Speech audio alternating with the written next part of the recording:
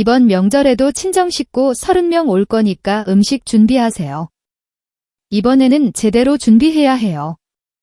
참 이따가 장 볼 때 전복은 꼭 사오세요. 우리 엄마 전복 드셔야 오래 사시거든요. 며느님 명절날 친정 식구들 준비는 직접 하세요. 가정부로만 여기셨던 이씨 엄마는 오늘 떠납니다. 제 900억짜리 빌딩으로요. 빌딩 직원들이 저를 향해 고개를 숙이며 말했죠. 회장님 안녕하십니까? 그 순간 저는 더 이상 누구의 가정부가 아니었습니다.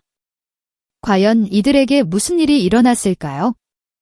사연 시작 전 구독, 좋아요와 함께 어디서 보고 계신지 댓글로 남겨주세요. 사연 시작합니다. 늦겨울 바람이 차갑게 불어오는 아침 은정은 낡은 아파트 복도를 천천히 걸었습니다. 벽에는 오래된 페인트가 벗겨져 있었고 현관문 앞마다 김치통이 쌓여 있었습니다. 숨을 고르며 계단을 내려갈 때마다 무릎이 시큰거렸습니다. 하지만 은정은 그런 통증에도 익숙해져 있었습니다. 하루하루를 버티는 것이 인생이라 여기며 살아왔기 때문입니다. 아들 현수는 아침밥을 대충 걸러도 아무렇지 않게 외투만 챙겨 입고 출근해 버렸습니다. 현수의 발걸음이 멀어질 때마다 은정의 가슴에는 깊은 한숨이 남았습니다. 며느리 유리는 현관 앞에 쌓인 택배 상자를 발로 툭 치며 들어왔습니다. 입술에 짙은 립스틱을 바른 채 은정을 위아래로 째려보았습니다. 입꼬리를 비틀며 말했다. 어머니 이 상자 좀 치워요. 매번 발에 걸려 넘어질 뻔했잖아요. 짜증이 잔뜩 묻어난 목소리에는 웃음기 하나 없었고 말끝마다 가시가 돋아 있었습니다. 은정은 대꾸하지 않고 상자를 옆으로 밀어냈습니다. 하지만 속으로는 뭔가 단단한 것이 뭉치듯 차오르는 것을 느꼈습니다. 늦은 저녁 옆방의 아들 부부의 웃음소리가 방 안까지 스며들었습니다. 유리가 현수에게 말했습니다. 여보, 우리 이번 명절에는 친정 식구들 다 부르자. 어머니가 음식 만들면 되잖아. 은정은 이불 속에서 그 말이 가시처럼 꽂히는 걸 느꼈습니다. 그녀의 눈가가 젖어들었지만 소리를 내울지 않았습니다. 대신 이불을 목까지 끌어올리고 가만히 숨을 죽였습니다. 오래도록 참고 삼켜온 설움이 목구멍에서 뜨겁게 치밀어 올랐지만 끝내 삼켜내고 말았습니다. 은정이 잠시 외출하고 집에 돌아오자 집안은 낯선 웃음소리와 떠드는 소리로 가득 찼습니다. 유리가 친구들을 데리고 들어온 것이었습니다. 모두 같은 또래의 젊은 여자들이었고 화려한 옷차림과 짙은 화장의 목소리도 컸습니다. 현관에 들어서자마자 구두를 아무렇게나 벗어던지며 거실로 향했습니다. 유리는 환하게 웃으며 소파에 앉았습니다. 어머님, 친구들 좀 대접해주세요. 간단하게 뭐라도 좀 차려주시면 좋겠네요. 은정은 순간 당황했지만 조용히 고개를 끄덕였습니다. 부엌으로 들어가 차를 내오자 친구들 중 한 명이 비웃듯 말했습니다. 여기요. 커피가 너무 싱거운데요. 다시 타주세요. 은정은 잠시 멈칫했지만 새로 타기 위해 다시 부엌으로 향했습니다. 그 모습을 보며 또 다른 친구가 소리쳤습니다. 여기요. 물 좀 흘렸는데 안 닦아요? 청소 좀 하세요. 은정은 걸레를 들고 다가와 바닥을 조용히 닦았습니다. 허리를 굽힌 은정의 모습에 유리의 친구들은 서로 눈짓을 주고받으며 웃음을 터뜨렸습니다. 소파 옆에 앉아있던 여자는 쿠션을 툭툭 치며 말했습니다. 머리카락이 왜 이렇게 많아요? 청소 안 해요. 이 집 관리가 엉망이네. 은정의 손이 잠시 멈췄습니다. 그러나 곧 아무 말 없이 머리카락을 치우며 쓰레바퀴에 담았습니다. 심장이 쿵 내려앉는 듯했지만 표정은 여전히 무표정으로 유지했습니다. 한 친구는 일부러 컵을 바닥에 내려놓으며 말했습니다. 어머니 대신 여기요. 얼음물 좀 더 갖다 주세요. 말끝마다 여기요를 강조하며 은정을 사람 취급하지 않는 어투였습니다. 은정은 차갑게 식은 손으로 다시 부엌을 향했습니다. 커피잔을 내려놓고 돌아서려는 순간 또 다른 목소리가 들렸습니다. 이 커피간이 하나도 안 맞아요. 도대체 어떻게 타신 거예요? 다시 가져와요. 은정은 잠시 멈추어 섰습니다. 고개를 숙인 채 숨을 깊게 들이마셨습니다. 눈가에 고인 습기가 금세 사라지도록 다시 고개를 들었습니다. 친구들의 웃음소리는 칼날처럼 은정의 귀를 베어갔습니다. 유리는 팔짱을 끼고 그 모습을 당연하다는 듯 바라보고 있었습니다. 은정은 가슴이 조여오는 걸 느끼며 주방으로 발걸음을 옮겼습니다. 설거지통에 컵이 부딪히는 소리가 은정의 가슴 속 울분과 겹쳐 울렸습니다. 어머니, 친구들이랑 이야기 나눌 테니 방에 들어가서 나오지 마세요. 그날 밤 은정은 방에 들어와 조용히 앉아 있었습니다. 불 꺼진 방 안에서 두 손을 무릎 위에 올려놓은 채 떨리는 손가락을 스스로 감싸쥐었습니다. 오늘 겪은 모욕이 머릿속을 떠나지 않았습니다. 하지만 동시에 은정의 눈빛은 조금씩 단단해지고 있었습니다. 억눌림과 수모 속에서 서서히 태어나는 결심이 가슴 깊은 곳에서 울리고 있었습니다. 이른 아침 전화벨이 울렸습니다. 은정은 잠시 머뭇거리다 수화기를 들었습니다. 낯선 목소리가 조심스럽게 들려왔습니다. 한은정님 맞으십니까? 낯설지만 낮고 단정한 톤이었습니다. 은정은 본능적으로 몸을 곱게 세웠습니다. 전화를 건이는 오래전 부모님을 보자 하던 비서라고 자신을 소개했습니다. 이름은 박철수라고 했습니다. 은정은 심장이 쿵 내려앉는 느낌을 받았습니다. 부모님과 연을 끊은 지 30년 가까이 되었는데 그 이름을 다시 듣게 되리라고는 생각지도 못했기 때문입니다. 회장님께서 최근에 돌아가셨습니다. 따님께 꼭 전해드리라고 하셨습니다. 박철수의 목소리는 잠시 떨렸습니다. 은정은 아무 대답도 할 수 없었습니다. 입술이 바짝 마르고 손에 준 수화기가 미세하게 흔들렸습니다. 그는 이어서 은정에게 따로 만나서 드릴 말씀이 있다고 했습니다. 은정은 머리가 복잡했지만 결국 약속을 받아들였습니다. 다음 날 오후 은정은 낡은 코트를 연미고 약속 장소로 향했습니다. 시내 한복판에 자리한 오래된 카페였습니다. 문을 열자 볶은 원두 냄새가 향기로웠습니다. 구석자리에 앉아있던 박철수는 은정을 보자 일어나 허리를 깊이 숙였습니다. 주름진 얼굴에는 오랜 세월의 흔적이 고스란히 담겨 있었습니다. 오랜만입니다. 그는 예의 바른 태도로 은정을 대했지만 은정은 차와 눈을 마주치지 못했습니다. 어릴 적 늘 부모님 곁에서 그림자처럼 따르던 사람이었기에 더욱 낯설게 다가왔습니다. 그는 작은 가죽 서류 가방을 열어 두툼한 봉투 하나를 꺼냈습니다. 봉투 위에는 법무법인 이름이 적혀 있었습니다. 이것은 고인께서 남기신 유언 관련 서류입니다. 여기에는 중구에 있는 빌딩 소유권이 전부 따인 명의로 넘어간다고 명시되어 있습니다. 순간 은정의 귀가 멍해졌습니다. 빌딩이라는 단어가 현실감 없이 떠다니는 듯 했습니다. 박철수는 빌딩의 현시가 약 900억에 달한다고 덧붙였습니다. 그 말이 끝나자 은정은 멍해졌습니다. 숨이 막혀오는 것 같았고 눈앞이 잠시 어두워졌습니다. 손끝이 얼음처럼 차가워졌지만 동시에 가슴 깊은 곳에서는 설명할 수 없는 뜨거움이 밀려올랐습니다. 은정은 낮게 속삭였습니다. 저 같은 사람이 어떻게 그런 걸? 박철수는 고개를 저었습니다. 회장님께서 생전에 늘 말씀하셨습니다. 따님은 이미 충분히 준비된 사람이라고 어릴 때부터 토지와 건물 보는 눈을 가르쳤다면서 늘 자랑하셨습니다. 은정은 그 말을 듣는 순간 어린 시절 기억이 불쑥 떠올랐습니다. 아버지와 함께 공터에 서서 땅을 살피던 날 햇빛 방향과 바람길을 설명해주던 목소리, 건물의 균열을 살피며 손으로 짚어주던 손길, 그 모든 장면이 파도처럼 밀려왔습니다. 은정은 눈가가 뜨겁게 달아오르는 것을 느꼈습니다. 박철수는 목소리를 낮추었습니다. 이 사실은 아직 누구에게도 알려지지 않았습니다. 고인께서는 따님께 당분간 비밀로 지키라고 당부하셨습니다. 세상에 알리기 전까지는 신중히 움직이셔야 합니다. 은정은 천천히 고개를 끄덕였습니다. 손에 준 봉투가 묵직하게 느껴졌습니다. 집으로 돌아오는 길 은정은 지하철 창가에 앉아 사람들의 얼굴을 멍하니 바라보았습니다.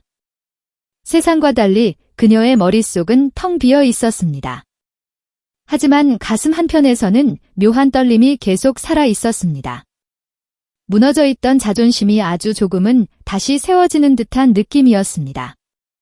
집에 도착하자 현관문을 열기도 전에 유리의 목소리가 날카롭게 들려왔습니다.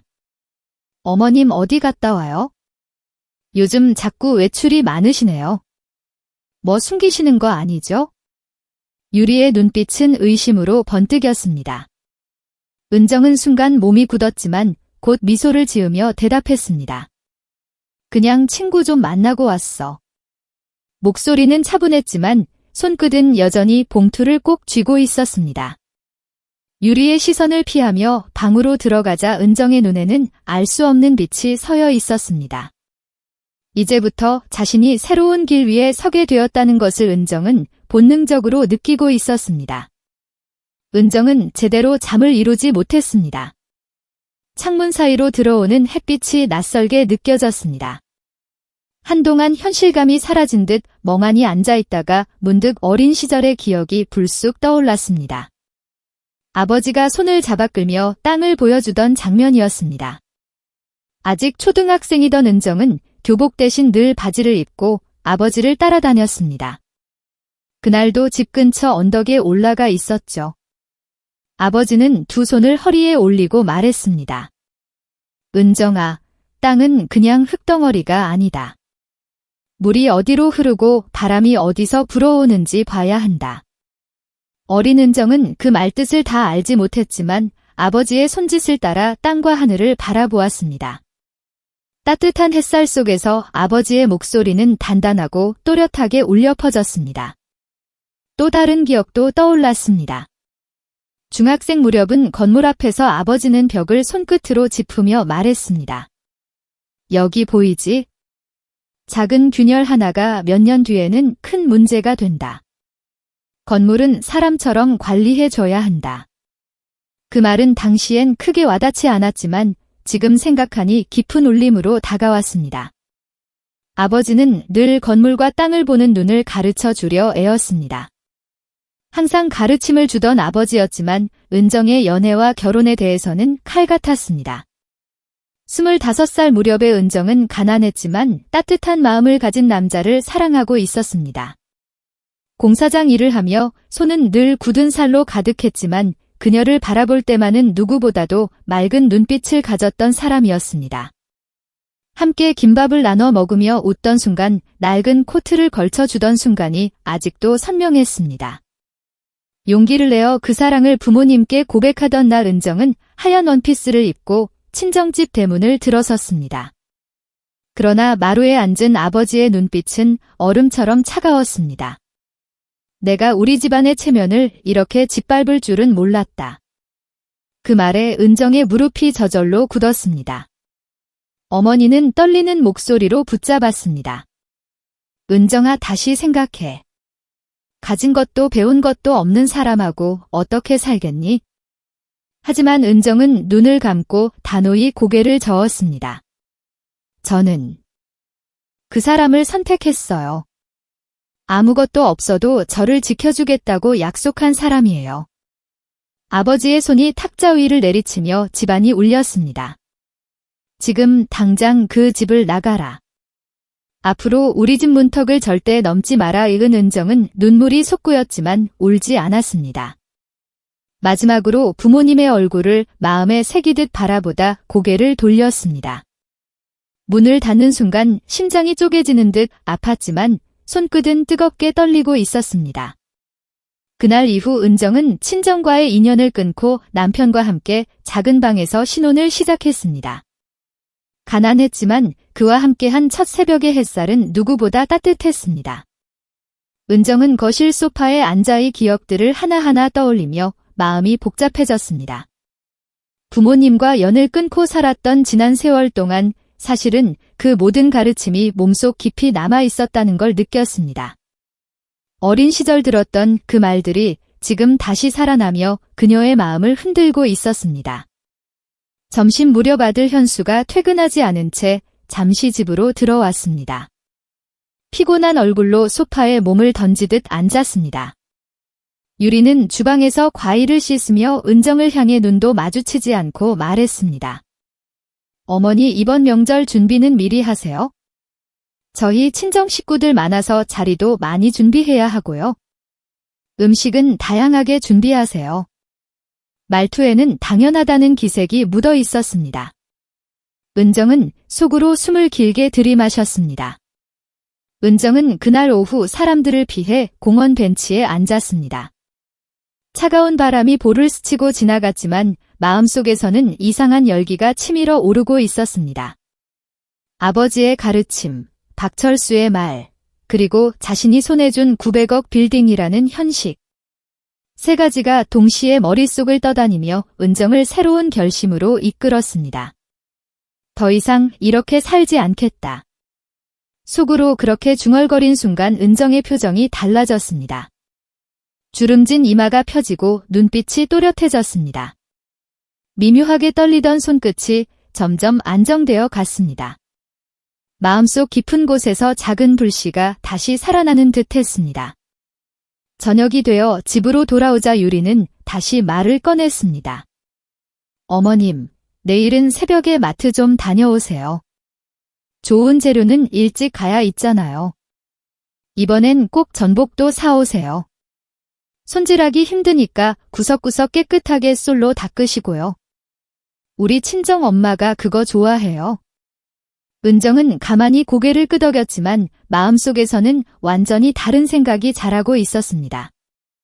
예전 같았으면 억울함에 눈물이 고였겠지만 이제는 눈빛에 묘한 빛이 스쳐 지나갔습니다. 자신이 가진 힘을 더 이상 숨기지 않고 언젠가 드러낼 날이 올 것이라는 예감이 들었습니다.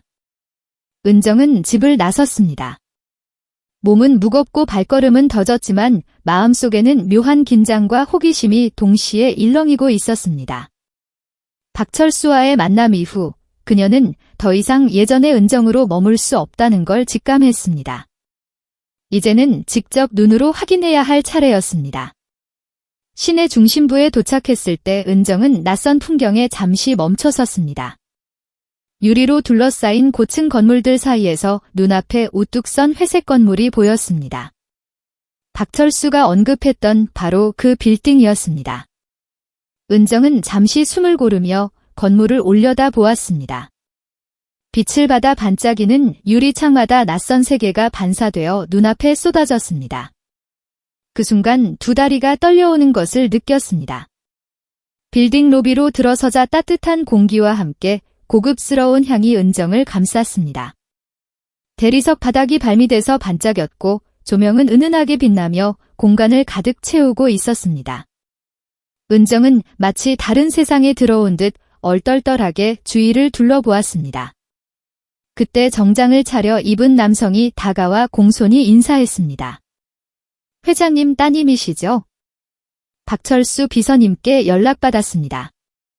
저는 이 빌딩을 관리하는 지배인 장도식입니다. 은정은 놀라움에 눈을 크게 떴습니다. 자신을 그렇게 불러주는 사람이 있다는 것이 믿기지 않았습니다. 장도식은 부드러운 미소를 지으며 안내했습니다. 오늘은 주요층을 보여드리겠습니다. 편히 따라오시죠. 엘리베이터 문이 열리고 올라가는 동안 은정의 심장은 쿵쿵 요동쳤습니다. 5층에서 내리자 밝은 조명이 켜진 병원 대기실이 나타났습니다. 환자들이 차분히 앉아 있었고 간호사가 바쁘게 움직이고 있었습니다. 장도식은 설명을 이어갔습니다. 2층은 내과와 치과가 입주해 있습니다. 임대료만으로도 상당한 수익을 내고 있습니다. 다시 10층에 도착했을 때 활기찬 사무실의 풍경이 펼쳐졌습니다. 젊은 직원들이 키보드를 두드리며 회의에 몰두하고 있었습니다. 이곳은 공유 오피스입니다. 다양한 스타트업과 회사들이 들어와 있지요. 은정은 직원들의 웃음소리를 들으며 왠지 모르게 낯설면서도 가슴이 뛰었습니다. 엘리베이터가 다시 열리자 이번에는 14층 요가 스튜디오가 나타났습니다. 음악이 은은히 흘러나오고 사람들이 매트를 펴고 몸을 느리고 있었습니다. 장도식은 은정을 바라보며 말했습니다. 회장님, 건물은 단순히 돈을 벌어들이는 공간이 아니라 많은 사람들이 의지하는 곳입니다. 이 모든 것이 이제 따님께 달려 있습니다. 은정은 말문이 막혔습니다. 손끝이 떨려와 가방끈을 꼭 쥐었습니다. 오랜 시간 동안 하녀처럼 지내며 며느리의 눈치를 보던 자신이 이렇게 웅장한 건물의 주인이라는 사실이 믿기지 않았습니다. 동시에 마음 깊숙한 곳에서 설명할 수 없는 책임감이 올라왔습니다. 옥상에 도착했을 때 은정은 도심 전경을 한눈에 바라볼 수 있었습니다. 수많은 건물들과 붉은 지붕 멀리 흐르는 강까지 시야에 들어왔습니다. 은정은 바람에 머리카락이 흩날리는 것도 있고 멍하니 서 있었습니다. 두 눈에는 눈물이 맺혔습니다. 지금까지 자신을 무시하고 함부로 대하던 시간들이 스쳐 지나가며 동시에 부모님이 남겨주신 믿음이 마음을 꽉 채웠습니다. 제가 정말 이 빌딩을 책임져야 하는 건가요? 은정은 작은 목소리로 중얼거렸습니다. 장도식은 고개를 끄덕이며 차분히 대답했습니다. 회장님께서 원하신 것도 바로 그것입니다. 집으로 돌아오는 길 은정은 다른 사람이 된 것 같은 기분에 사로잡혔습니다. 여전히 어깨는 무겁고 손끝은 떨렸지만 눈빛은 전보다 훨씬 강해져 있었습니다. 이제 더 이상 예전처럼 며느리의 말 한마디에 흔들릴 수는 없다는 걸 은정은 깊이 느끼고 있었습니다. 마음속에서는 알 수 없는 불씨가 조금씩 타오르고 있었습니다. 며칠이 흐른 뒤 은정은 다시 평소의 일상으로 돌아간 듯 보였습니다. 그러나 마음속은 더 이상 예전과 같지 않았습니다. 빌딩을 직접 보고 돌아온 후 그녀는 매 순간 자신이 다른 세계의 문턱에 서 있다는 사실을 실감했습니다. 하지만 그 사실을 누구에게도 털어놓을 수 없었습니다. 오히려 집안에서는 점점 더 심한 압박이 몰려들었습니다. 그날 저녁 유리는 소파에 다리를 꼬고 앉아 휴대전화를 만지작거리다 은정을 불렀습니다. 눈길은 휴대전화 화면에 고정된 채로 말했습니다. 어머니, 이번 명절에는 제 친정 식구들 여기에서 모두 다 모이기로 했어요. 한 30명쯤 돼요. 음식이랑 여러 가지 준비는 어머니가 다 하세요. 목소리에는 부탁이 아닌 지시가 섞여 있었습니다. 은정은 순간 심장이 내려앉는 듯했지만 표정은 최대한 무표정하게 유지했습니다. 손끝이 미세하게 떨렸지만 무릎 위에서 손을 맞잡아 감췄습니다. 유리는 이어서 메모장을 열어 하나하나 항목을 읽어 내려갔습니다. 전 종류는 김치전, 해물파전, 고기전 다 겉은 바삭하게 속은 촉촉하게 하시고요. 잡채도 빠지면 안 되고 갈비찜은 꼭 하우로 하세요. 우리 엄마 입맛이 까다롭잖아요. 은정의 입술이 파르르 떨렸습니다. 하지만 목소리는 낮게 힘겹게 나오고 말았습니다. 알았다. 유리는 대답을 듣자마자 고개도 들지 않고 화면을 넘겼습니다. 아, 그리고 방 정리도 깨끗하게 하세요. 저번에 머리카락하고 먼지 안 치우셨잖아요. 이불은 10채 정도 필요할 거예요. 지난번에 눅눅했다고 하더라고요. 이번에는 햇빛에 바짝 말려놓으세요. 현수는 그때 방에서 나와 두 사람의 대화를 듣고 잠시 멈췄습니다. 하지만 곧 유리의 눈치를 보며 어색한 미소만 지었습니다. 엄마 좀 힘드시겠지만 이번 한 번만 부탁드려요. 그 말은 은정의 가슴을 더 깊이 찔렀습니다. 이번 한 번만이라는 말이 몇 번이나 반복되어 왔는지 세워볼 수도 없었기 때문입니다. 그날 밤 은정은 잠을 이룰 수 없었습니다. 방 안은 고요했지만 귀에는 여전히 유리의 목소리가 울려 퍼졌습니다. 어머니 이번엔 꼭 고급 호텔처럼 해주세요. 그 말이 자꾸만 머릿속을 맴돌았습니다. 호텔이라는 단어가 들릴 때마다 은정은 며칠 전 자신이 다녀온 건물이 떠올랐습니다. 수십 명이 드나들던 로비, 반짝이던 대리석 바닥, 고개 숙여 인사하던 직원들의 모습, 아이러니컬하게도 며느리가 요구한 호텔 같은 명절 준비가 이미 은정에게는 현실로 다가온 것이었습니다. 은정은 새벽녘의 자리에서 일어나 창가에 섰습니다. 창밖으로 어음푸레한 빛이 비치고 있었습니다. 이제는 더 이상 이대로 살 수 없다. 속으로 그렇게 중얼거린 순간 눈빛이 단단하게 굳어졌습니다. 어깨에 내려앉은 무거움이 여전히 있었지만 마음속에서는 미묘한 힘이 조금씩 피어오르고 있었습니다. 다음 날 은정은 장을 보러 나간다는 핑계로 집을 나섰습니다. 발걸음은 곧장 빌딩을 향했습니다. 로비에 들어서자 익숙한 향과 따뜻한 공기가 그녀를 맞이했습니다. 장도식이 다가와 미소 지으며 인사했습니다.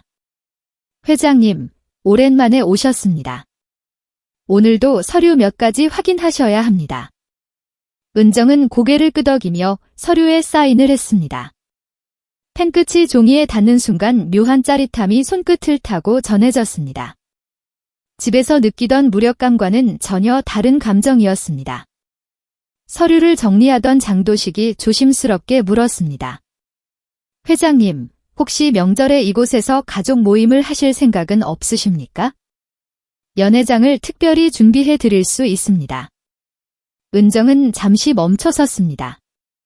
마음속에 이상한 울림이 전해졌습니다. 며느리가 말한 명절 준비와 지배인의 제한이 겹쳐지며 머릿속에 새로운 그림이 그려졌습니다. 은정은 곧바로 대답하지 않고 미소만 지었습니다. 하지만 그 미소에는 이전과는 다른 결심이 깃들어 있었습니다. 집으로 돌아가는 길 은정은 장바구니를 들고 있는 척했지만 안에는 채소 몇 단과 빵 한 덩이뿐이었습니다. 대신 마음속에는 무겁지만 확실한 계획이 하나 자라나고 있었습니다. 이제는 더 이상 남이 시킨 대로 움직이는 은정이 아니었습니다. 자신의 길을 직접 선택할 준비를 하고 있었습니다. 은정은 부엌 싱크대에 서서 조용히 설거지를 하고 있었습니다. 창밖으로 어두워진 저녁 하늘이 비쳐 들어왔습니다. 그때 유리가 거실에서 불렀습니다. 목소리에는 언제나처럼 가시가 숨어 있었습니다. 어머니, 이번 명절에 옷은 화려하게 입지 마세요. 우리 엄마가 자기보다 누가 예뻐 보이는 거 못 참아 하거든요. 그냥 어두운 니트에 낡은 치마 정도 입으세요. 말끝마다 차갑게 내리꽂히는 그 목소리에 은정의 손이 잠시 멈췄습니다. 젖은 그릇 위에 물방울이 뚝뚝 떨어졌습니다. 얼굴은 무표정했지만 속에서는 뜨거운 무언가가 서서히 끓어오르고 있었습니다. 은정은 젖은 손을 수건에 닦으며 천천히 방으로 걸어 들어갔습니다. 뒤어 유리의 말은 더 노골적으로 이어졌습니다. 손님들 오면 대화에 끼지 말고 주방에서 음식만 준비하세요. 서로 어색한데 말 섞으면 민망하잖아요. 조용히 계시면 돼요. 은정의 눈가가 순간 흔들렸지만 곧 무표정으로 돌아왔습니다. 왼손 엄지 손톱을 오른손으로 파고들며 감정을 억눌렀습니다. 목덜미가 뻣뻣하게 굳어가는 걸 스스로 느낄 수 있었습니다. 며칠 뒤 유리는 수납장을 정리하다가 은정의 옛 금반지를 발견했습니다. 눈이 반짝이며 들고는 비아냥거리듯 말했습니다. 어머니, 이런 건 너무 부담스러우니까 제가 맡아드릴게요. 은정은 아무 말 없이 반지를 빼앗듯 다시 손에 쥐고는 서랍 깊숙이 넣었습니다. 눈빛이 흔들렸지만 말은 끝내 나오지 않았습니다. 오래전 아들이 첫 월급으로 사준 반지였기에 더욱 마음이 쓰렸습니다.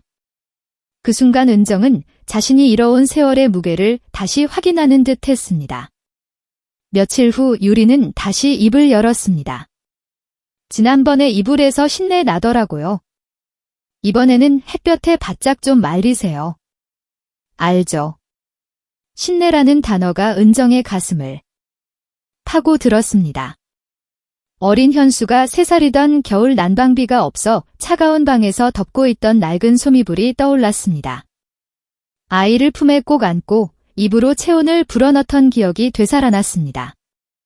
차갑고 축하던 공기와 아이의 떨던 어깨가 아직도 생생했습니다. 그날 오후 앞집 방 여사가 마주쳐 웃으며 인사했습니다. 명절 준비 벌써 하시네. 고생 많으셔요. 그 말에 은정은 억지로 미소를 지었지만 속은 무너져 내렸습니다.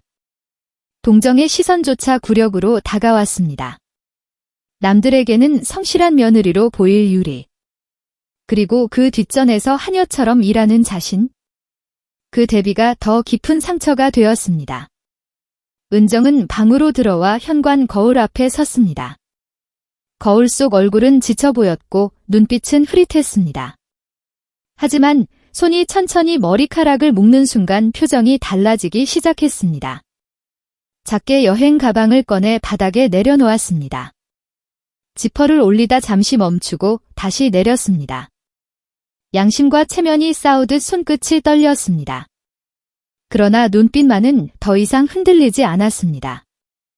가방 옆에 서서 은정은 속으로 낮게 중얼거렸습니다. 이제 여기는 내가 있을 곳이 아니다.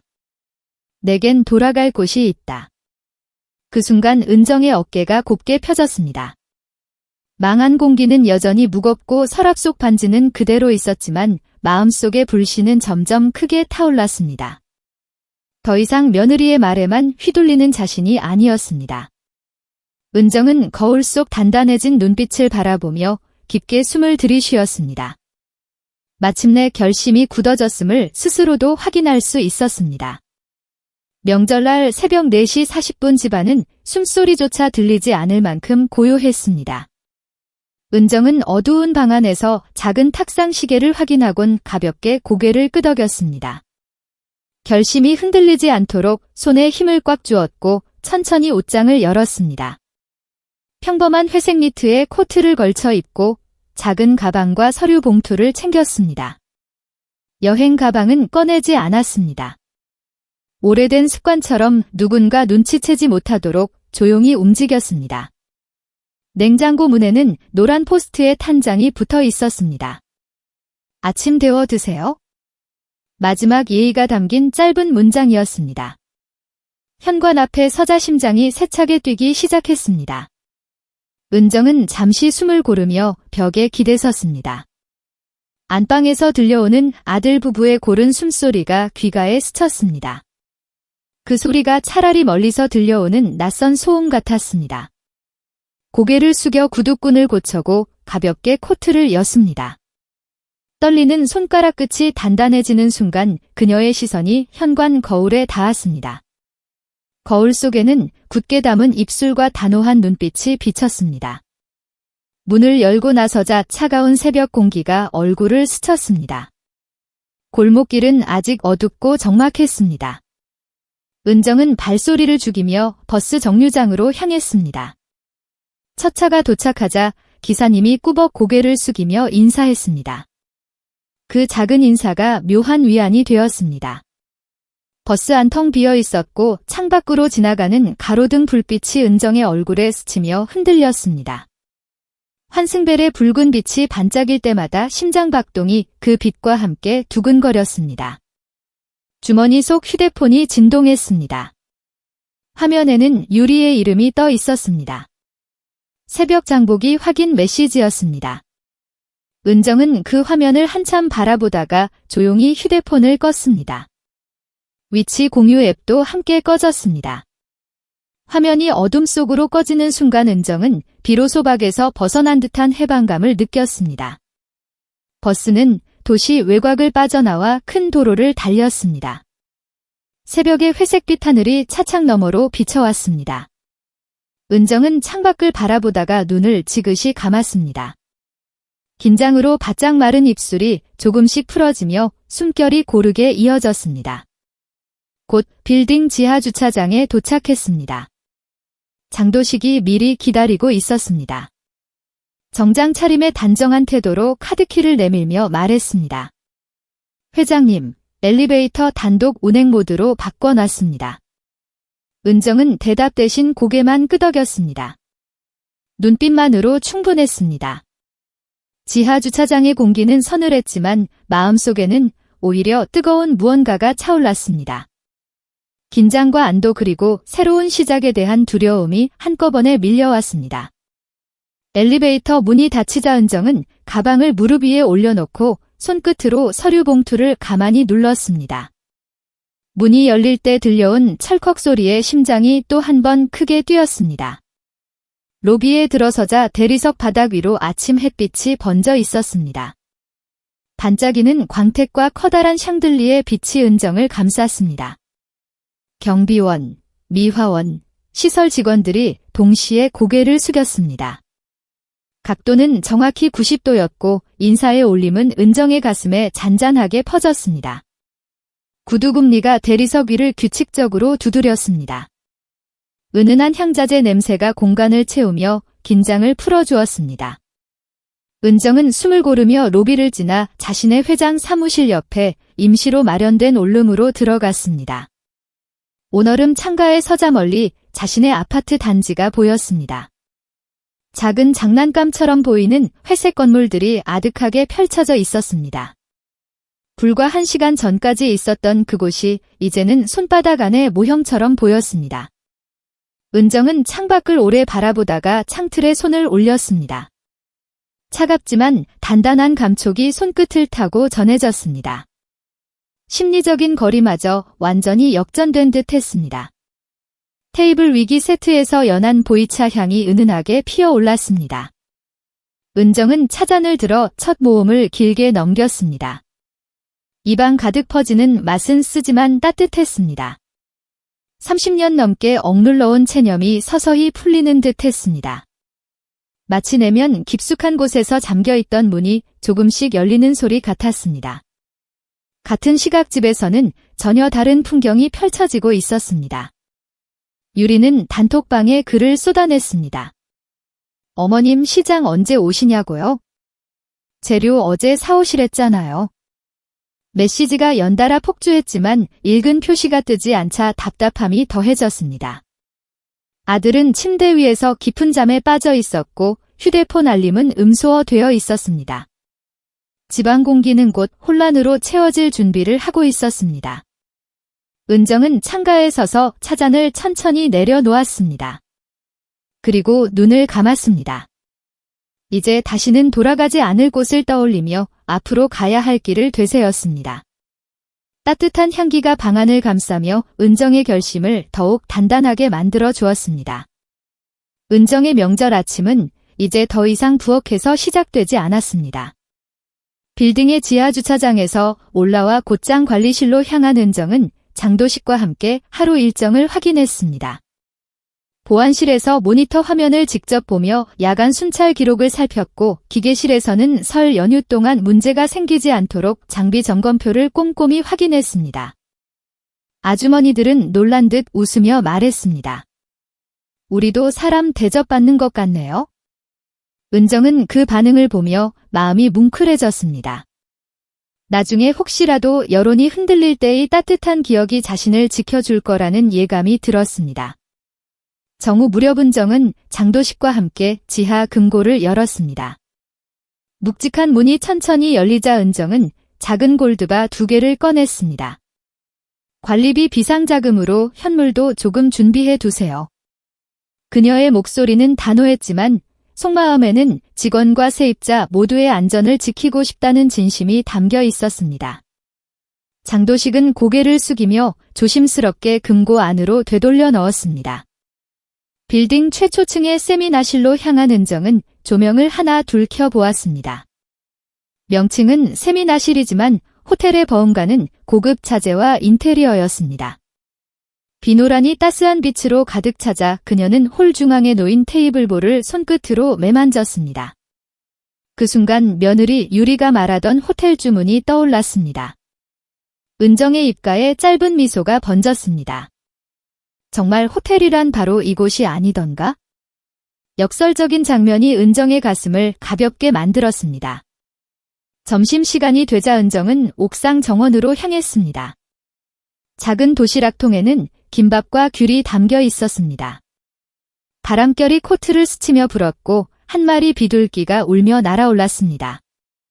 멀리서 종소리가 들려와 명절의 고요를 더욱 선명하게 만들었습니다. 은정은 김밥 한 조각을 씹으며 자신이 진짜 자유를 누리고 있음을 느꼈습니다. 오후에는 변호사와 짧은 통화를 이어갔습니다. 유산 관련 절차가 순조롭게 진행되고 있다는 보고였습니다. 변호사는 말했습니다. 지금까지 7개월 동안 비밀을 잘 지켜주셔서 다행입니다. 은정은 짧게 대답했습니다. 앞으로도 끝까지 지키겠습니다. 정갈한 절차와 신중한 태도가 그녀를 지탱하고 있었습니다. 같은 시각집에서는 전혀 다른 풍경이 펼쳐지고 있었습니다. 유리의 친정 식구들이 첫 차를 타고 도착했습니다.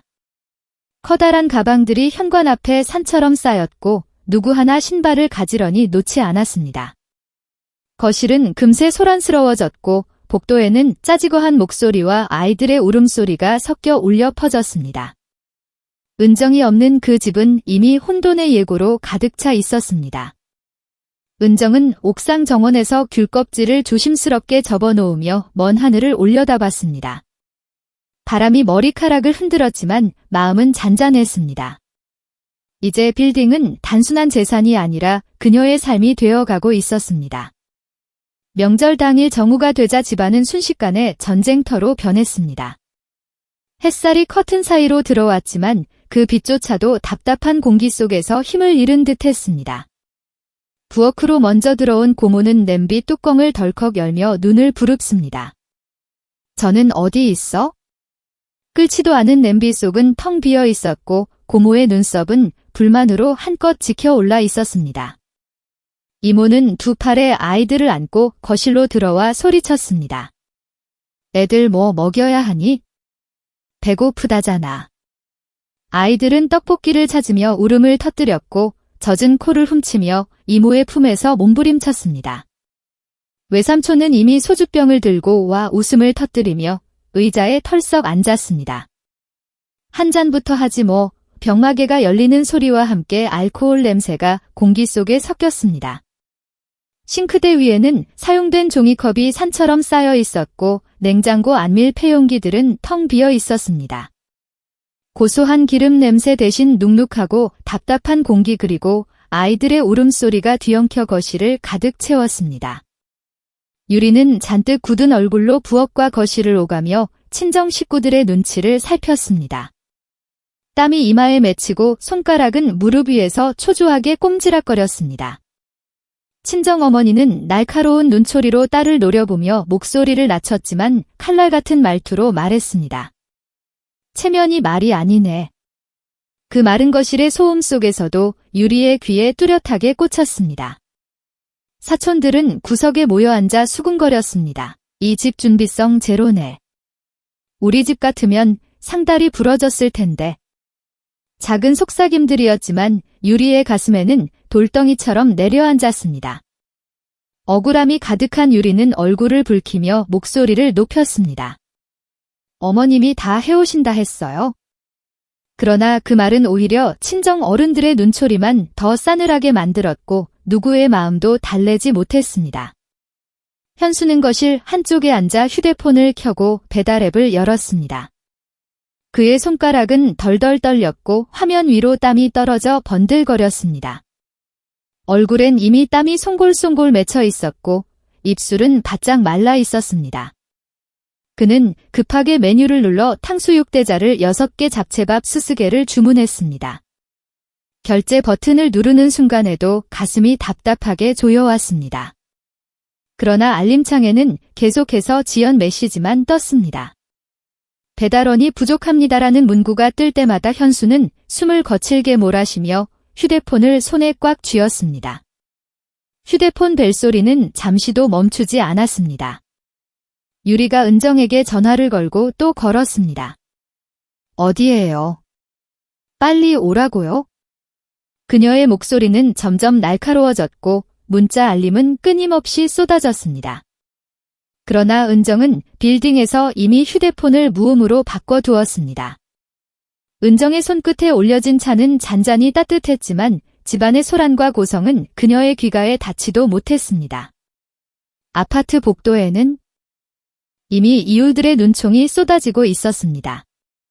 벽 너머로 들려오는 아이들의 울음과 어른들의 고성이 섞여 복도를 가득 메웠습니다. 엘리베이터 앞에 서 있던 이웃들이 혀를 차며 서로 눈빛을 교환했습니다. 잠시 뒤 관리실 직원이 올라와 문 앞에 경고 스티커를 붙였습니다. 소음 민원 발생 주의라는 글씨가 선명히 적혀 있었습니다. 유리의 자존심은 바닥으로 곤두박 질쳤습니다. 친정 어른들의 시선은 더욱 싸늘해졌습니다.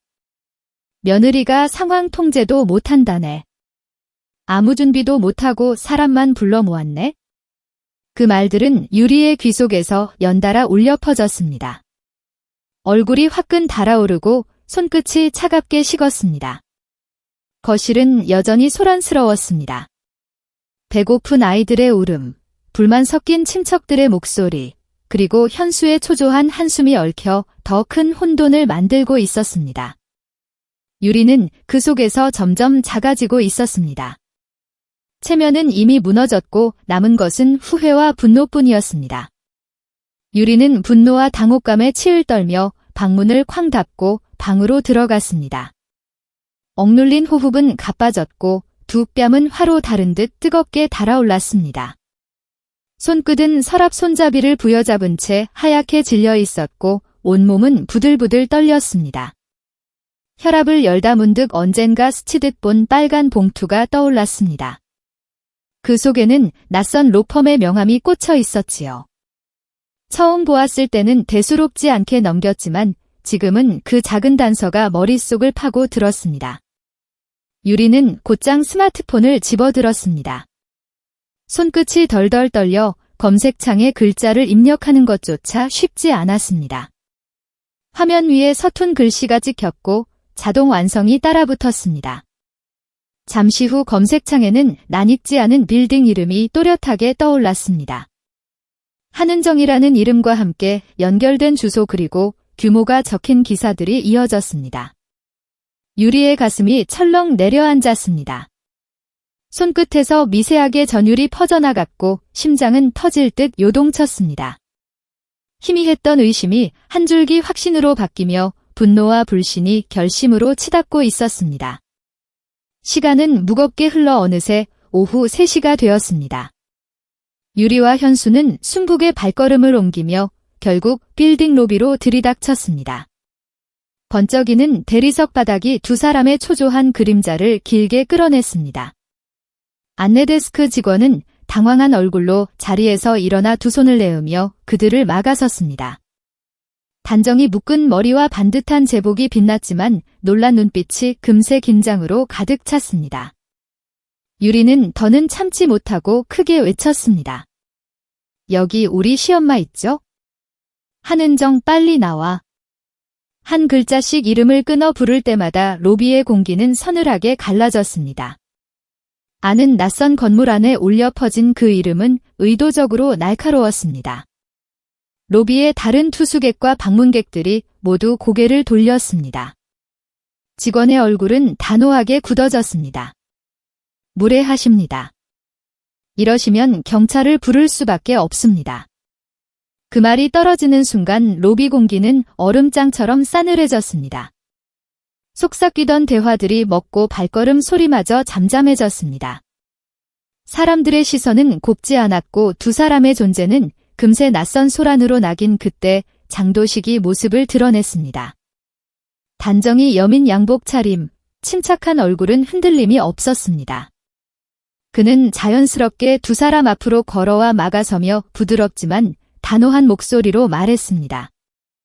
회장님께서 기다리고 계십니다. 두 분 올라가시죠. 유리의 눈이 크게 뜨였습니다. 순간 심장이 멎는 듯했고 속삭이듯 흘러나온 목소리는 떨림을 감추지 못했습니다. 회장님, 엘리베이터 문이 닫히는 동안 두 사람은 서로 눈을 마주쳤지만 말은 나오지 않았습니다. 차갑게 흐르는 공기만이 좁은 공간을 가득 채웠습니다. 붉은 숫자가 한 층씩 올라가더니 마침내 최고층에 닿았습니다. 문이 열리자 정갈 회장실 풍경이 눈앞에 펼쳐졌습니다. 벽면 가득한 창 너머로 도시 전경이 한눈에 내려다 보였고 조용히 깔린 카페은 발자국 소리마저 삼켜버렸습니다. 소파에 앉아있던 은정이 천천히 일어섰습니다. 단정한 차림, 담담한 얼굴. 그러나 눈빛은 잔잔한 물결 속에서도 평온하게 빛나고 있었습니다. 유리의 표정은 복잡하게 얼룩졌습니다. 분노와 수치, 억울함이 뒤섞여 얼굴은 붉게 달아올랐고 입술은 바짝 말라 있었습니다.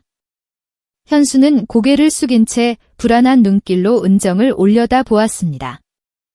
세 사람의 표정이 한 공간 안에서 겹쳐지며 극적인 긴장감을 만들었습니다. 은정은 차분하게 입을 열었습니다. 목소리는 높지 않았지만 공간을 장악하는 힘이 있었습니다. 여기는 내 일터다. 오늘은 내 명절이다. 단호한 말투는 흔들림이 없었고 단정한 선언처럼 울려 퍼졌습니다. 유리는 참지 못하고 목소리를 높였습니다. 우리를 이렇게 망신줘요? 은정은 곧바로 짧게 대답했습니다. 망신은 스스로 산 거다. 순간 유리의 얼굴은 더 붉어졌고 눈동자가 흔들렸습니다. 현수는 곁에서 애써 진정하며 간절한 눈빛으로 다가섰습니다. 엄마 한 번만 더 도와줘요. 그의 목소리는 애원에 가까웠습니다. 그러나 은정은 짧은 숨을 고른 뒤 미소 아닌 미소를 지었습니다. 차갑지도 따뜻하지도 않은 미묘한 표정이었습니다. 한 번만이란 말이 벌써 15년 동안 되풀이 되었어. 이제는 그만해야지. 말이 끝나자 보안팀 직원들이 조용히 주변을 정리하며 거리를 두었습니다. 발걸음은 무겁지 않았지만 경계는 분명했습니다. 은정은 두 사람을 똑바로 바라보며 마지막으로 차분히 말했습니다. 더 이야기하고 싶으면 정리해서 서면으로 보내라. 감정으로는 보지 않는다. 그 말은 새로운 규칙을 선언하는 울림이었습니다. 공간을 가득 운 침묵 위에 또렷하게 남았습니다. 두 사람은 아무 말도 하지 못한 채 굳어 있었고 은정의 눈빛은 흔들리지 않았습니다. 그 시각집에서는 허겁지겁 배달된 짜장면과 탕수육이 식탁 위에 올려졌습니다. 검은 소스가면 위에 얹어 있었지만 그 고소한 냄새도 누구의 입맛을 달래주지 못했습니다. 아이들은 숟가락을 집어들었지만 금세 얼굴을 찌푸렸고 어른들은 젓가락질을 하다 말고 서로 눈치를 보았습니다. 급히 배가 채워지기는 했으나 그 안은 불만과 허무로 가득했습니다. 기름기 어린 종이 그릇은 바닥에 나그렇고 탁자 위에는 흘러내린 소스 자국이 번들거렸습니다. 유리의 친정 식구들은 하나 둘씩 자리를 정리했습니다. 처음 모였을 때의 웃음은 이미 사라졌고 남은 것은 씁쓸한 눈빛뿐이었습니다. 고개를 흔들며 한숨을 내쉬는 이도 있었고 작은 목소리로 흉을 보는 이도 있었습니다. 현관문이 열리고 닫히는 소리가 이어질 때마다 집안의 공기는 더욱 무겁게 가라앉았습니다. 단체 대화에는 차갑고 건조한 말들이 찍혀 들어왔습니다. 준비가 이렇게 안 된 집은 처음이다. 체면 다 구였네. 그런 말들이 줄줄이 남겨졌습니다. 지워지지 않는 상처럼 유리의 마음 깊은 곳에 박혀 들어갔습니다. 체면의 상처는 단순한 말 몇 마디로 지워지지 않았습니다. 친정어머니의 굳은 표정, 사촌들의 날카로운 눈길, 아이들의 울음이 뒤엉인 소리는 오래도록 귓가에 맴돌았습니다. 명절날 모여야 할 화목은 자취를 감췄고 남은 것은 불편한 뒷맛뿐이었습니다. 한편 그 시간 로비에서 은정은 직원들의 인사를 받으며 천천히 걸음을 옮기고 있었습니다. 반듯한 유니폼을 입은 직원들이 일제히 허리를 숙이며 고개를 숙였습니다. 은정은 고개를 가볍게 끄덕였습니다. 발걸음이 바닥에 닿을 때마다 구두굽리가 대리석 위에 또렷이 울렸습니다.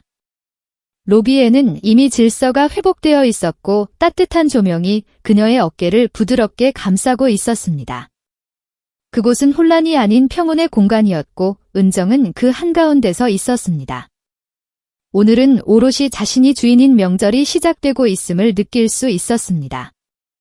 다시 집을 비추면 유리의 친정 식구들은 실망과 피로가 설린 얼굴로 하나 둘 자리를 떠나고 있었습니다.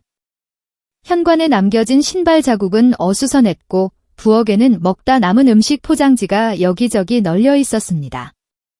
냉장고 문이 열려 있었지만 안은 휑했고 싱크대에는 설거지되지 않은 그릇들이 높이 쌓여 있었습니다. 젖은 국물과 기름때가 엉겨붙어 악취를 풍겼습니다. 거실 바닥에는 아이들이 흘린 음식물이 그대로 말라붙어 있었습니다. 유리는 흐트러진 머리카락을 고치지도 않은 채 의자에 멍하니 앉아 있었습니다. 두 손은 허벅지 위에 축 늘어져 있었고 어깨는 축 처져 있었습니다. 그의 눈빛은 공허했고 눈꺼풀은 무겁게 내려앉았습니다. 아무 말도 내뱉지 못한 채 굳어 있었습니다. 옆에서는 현수가 휴대폰을 내려놓은 채 멍이 천장을 바라보고 있었습니다. 허공을 응시하는 눈동자는 초점을 잃었고 이따금 한숨이 길게 새어나왔습니다. 그들의 집안은 더 이상 웃음소리도 떠들썩한 대화도 없었습니다. 남은 것은 배달 음식 냄새가 뒤섞인 공기와 피곤과 후회의 그림자뿐이었습니다. 그렇게 그날의 명절은 서로 다른 두 공간에서 극명하게 갈라지고 있었습니다. 연회장 문이 천천히 열리자 부드러운 음악이 흘러나왔습니다. 장도식이 정중히 다가와 은정 곁에서 고개를 숙이며 속삭였습니다. 회장님, 준비가 다 끝났습니다. 은정은 잠시 숨을 고르고 천천히 고개를 끄덕였습니다. 시선은 홀 전체를 차분히 훑었습니다. 넓은 공간은 고요하면서도 장엄했습니다. 테이블마다 정성스럽게 놓인 꽃이 은은한 향을 풍기고 있었고 따뜻한 조명이 흰색 테이블 보위에 부드럽게 내려앉아 은근한 그림자를 만들었습니다. 반짝이는 유리잔마다 조명이 고여 은은히 빛났습니다. 바닥은 매끄럽게 닦여 있어 은정의 발끝을 또렷하게 비추었습니다. 오늘이 순간만큼은 혼자만의 명절이자 자신의 존재를 확인하는 무대였습니다. 잠시 뒤 무거운 발소리가 문 앞에서 멈추었습니다. 현수와 유리가 조심스레 연회장 앞에 섰습니다. 직원들의 안내를 받아 걸음을 옮겼지만 두 사람의 얼굴에는 여전히 지워지지 않는 수치와 긴장이 짙게 드리워져 있었습니다. 현수의 어깨는 무겁게 처져 있었고 유리는 손끝을 꼬집으며 억지로 발걸음을 옮겼습니다. 두 사람은 서로를 흘끗 바라보다 결국 은정 앞에 서게 되었습니다. 은정은 천천히 시선을 들어 두 사람을 똑바로 바라봤습니다. 흔들림 없는 눈빛이 그들에게 꽂혔습니다. 오래된 분노도 흔들리는 감정도 보이지 않았습니다. 오직 단단히 굳어진 평정심만이 그곳에 있었습니다. 현수는 머뭇거리며 입술을 다리다가 어렵게 말을 꺼냈습니다. 엄마 죄송해요. 짧은 목소리였지만 안에는 오랜 죄책감이 눌려 있었습니다. 말이 끝나자마자 어깨가 푹 꺼졌습니다. 유리는 여전히 굳게 담은 입술을 풀지 못했습니다. 하지만 눈가에는 미묘한 떨림이 보였습니다. 속눈썹 끝에 맺힌 눈물이 빛을 받아 반짝였습니다. 억지로 눈길을 피했지만 결국 은정의 시선에서 벗어나지 못했습니다. 은정은 잠시 말을 멈추고 두 사람을 바라봤습니다. 입술을 꼭 다물었다가 났지만 분명한 목소리로 입을 열었습니다. 이제부터는 내 삶의 규칙을 따르지 않으면이 공간에 설 수 없다. 그 한마디는 조용했지만 칼날처럼 날카로웠습니다. 유리의 눈이 크게 커졌습니다. 억눌린 분노와 당혹감이 뒤섞여 표정은 복잡하게 일그러졌습니다. 어머님, 정말 그렇게까지 하실 건가요? 목소리는 떨렸지만 억울함이 묻어 있었습니다. 은정은 흔들림 없이 고개를 끄덕였습니다. 가족이든 누구든 서로 존중하지 않으면 내 옆에 설 자격이 없다. 호라는 잠시 고요에 잠겼습니다. 공기마저 무겁게 내려앉아 두 사람의 숨소리만 크게 들렸습니다. 유리와 현수는 하늘이 무너지는 듯한 심정이었습니다. 지금까지 누렸던 아이란 생활이 한순간에 무너지는 소리가 귀가에 메아리 쳤습니다. 현수는 더 이상 참지 못하고 한 걸음 다가서며 애원하듯 물었습니다. 그럼 어머니 저희가 어떻게 해야 하나요? 눈빛은 간절했고 목소리에는 두려움이 묻어 있었습니다. 은정은 여전히 침착했습니다. 두 사람의 눈을 차분히 마주보며 말했습니다. 진정한 사과를 한다면 현수는 빌딩의 경비를, 유리는 청소일을 배워라. 그 말이 떨어지자 두 사람은 굳어버렸습니다. 눈동자가 크게 흔들렸고 입술은 굳어져 말조차 나오지 않았습니다. 경비와 청소라니 자신들이 가볍게 여겼던 일들이 이제 자신의 몫으로 돌아온 것입니다. 유리는 충격에 얼굴이 하얗게 질렸습니다. 손끝은 떨렸고 입술은 간신히 열렸지만 목소리는 나오지 않았습니다. 현수 역시 눈을 피한 채 고개를 깊이 떨궜습니다. 은정은 마지막으로 담담히 덧붙였습니다. 그게 싫다면 우린 이제 영원히 보지. 말자 그 말은 무겁고도 냉정했습니다.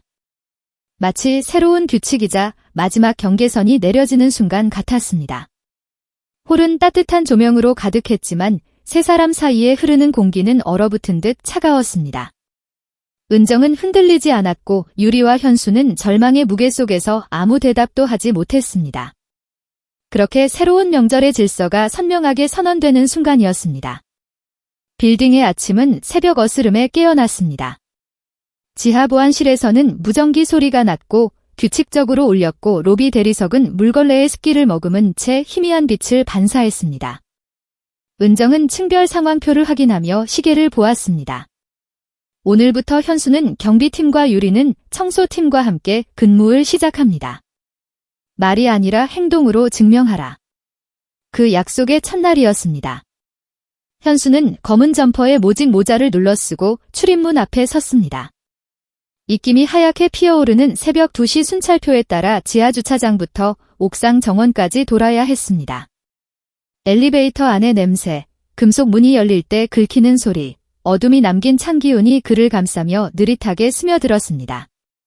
작은 이상에도 보고를 올려야 했고 낯선 방문객에게는 신분을 확인해야 했습니다. 어떤 방문객은 짜증을 드러냈고 어떤 입주민은 인사를 무시했습니다. 그때마다 현수의 얼굴은 일순간 굳어졌다가 곧 억지 미소로 풀렸습니다.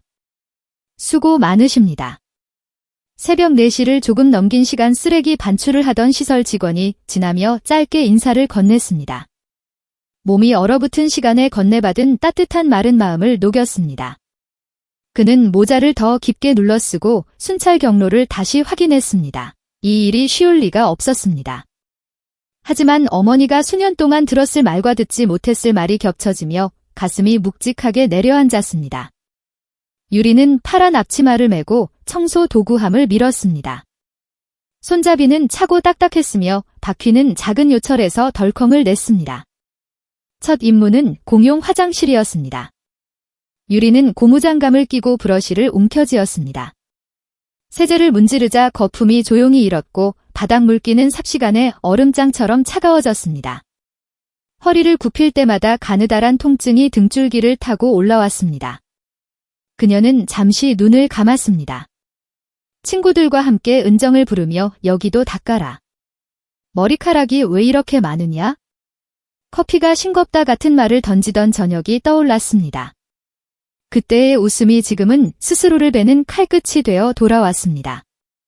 점심 무렵 은정은 일부러 멀찍이서 두 사람의 동선을 지켜보았습니다.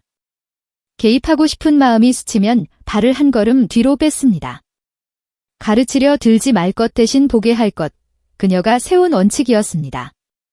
대신 필요한 곳에는 조용한 배려를 미리 배치했습니다. 경비실에는 작은 보험병과 핫팩, 청소직원 휴게실에는 무양의 손보습제와 따뜻한 차가 놓였습니다. 사건은 이튿날 오후에 터졌습니다. 5층 병원 로비, 자동문이 열리며 환자와 보호자들이 몰려드는 시간 되었습니다. 한 아이가 들고 있던 뜨거운 코코아가 바닥에 와르르르 쏟아졌습니다.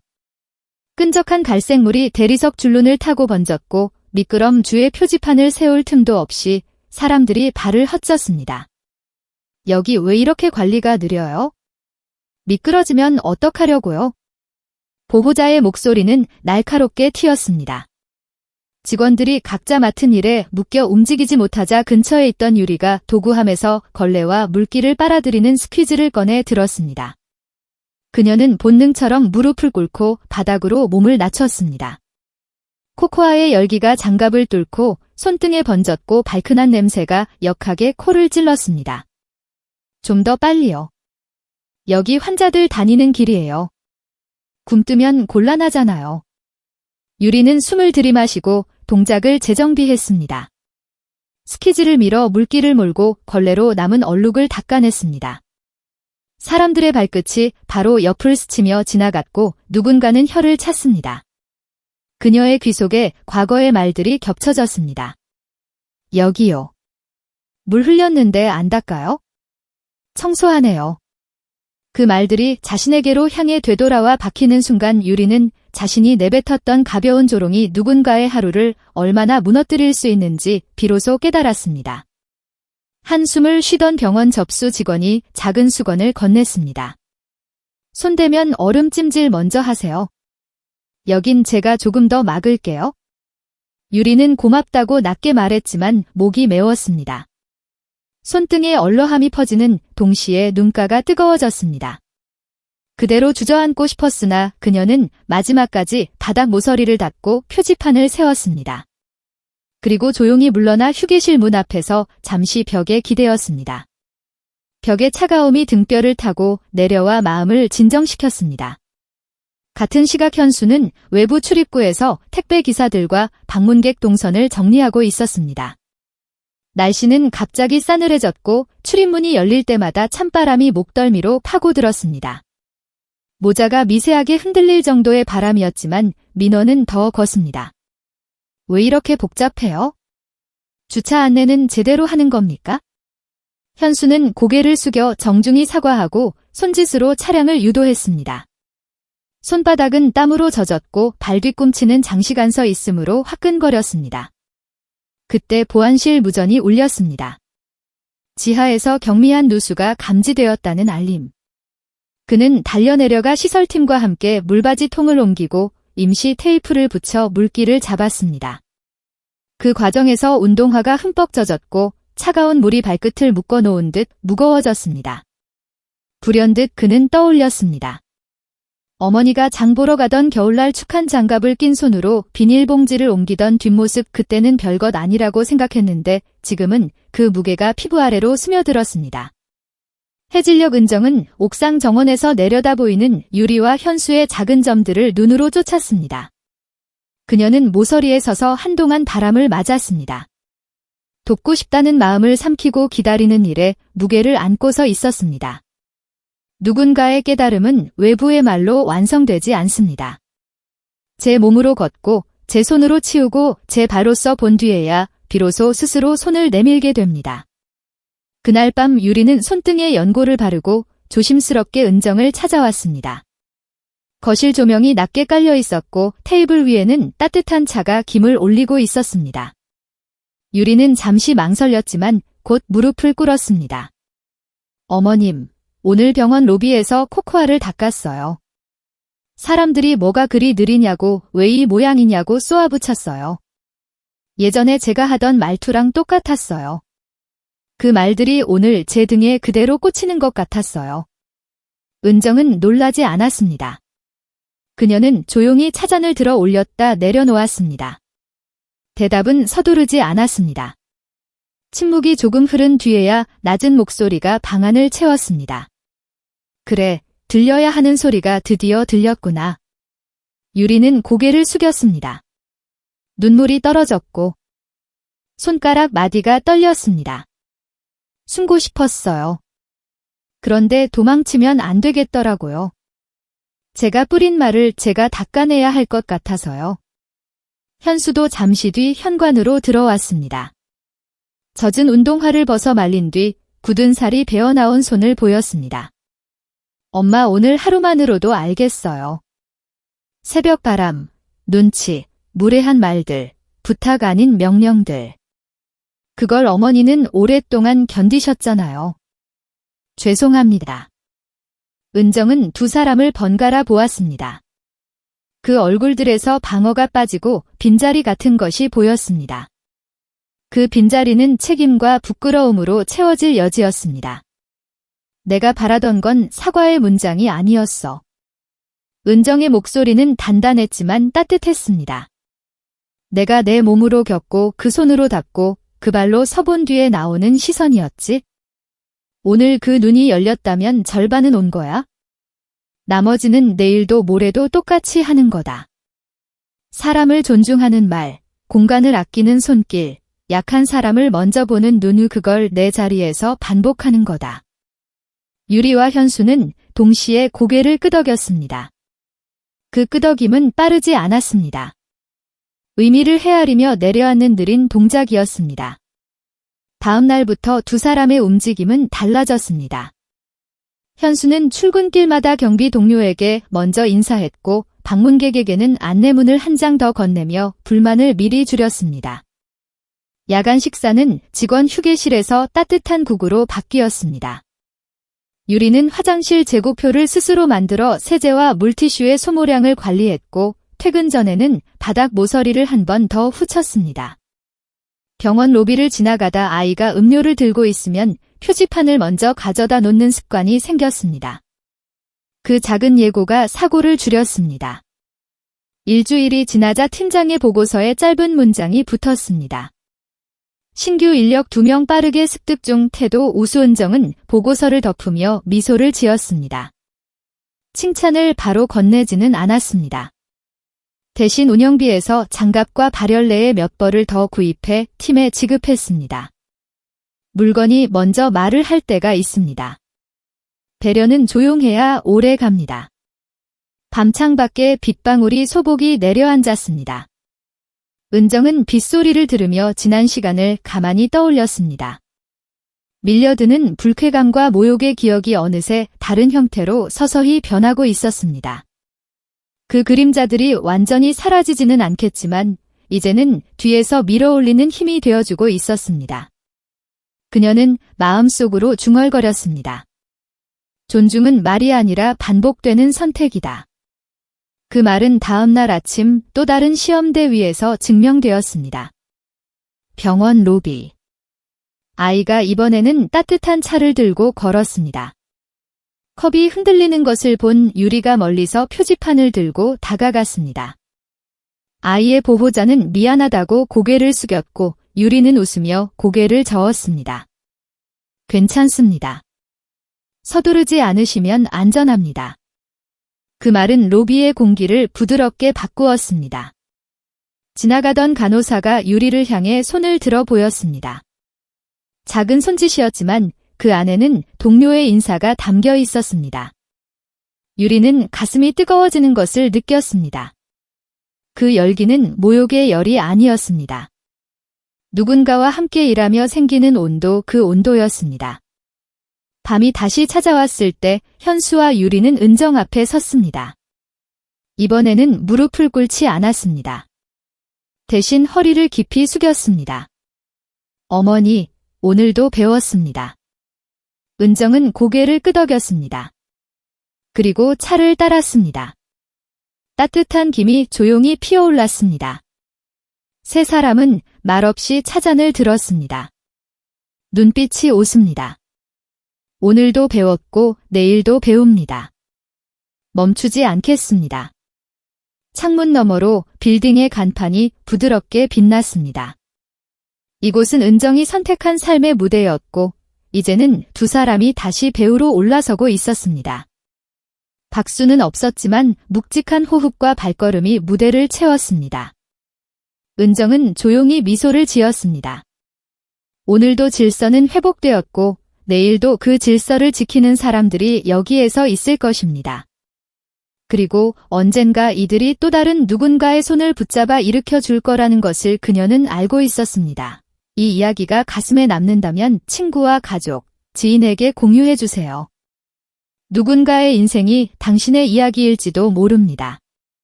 구독, 좋아요와 함께 어디서 보고 계신지 댓글로 남겨주세요. 감사합니다.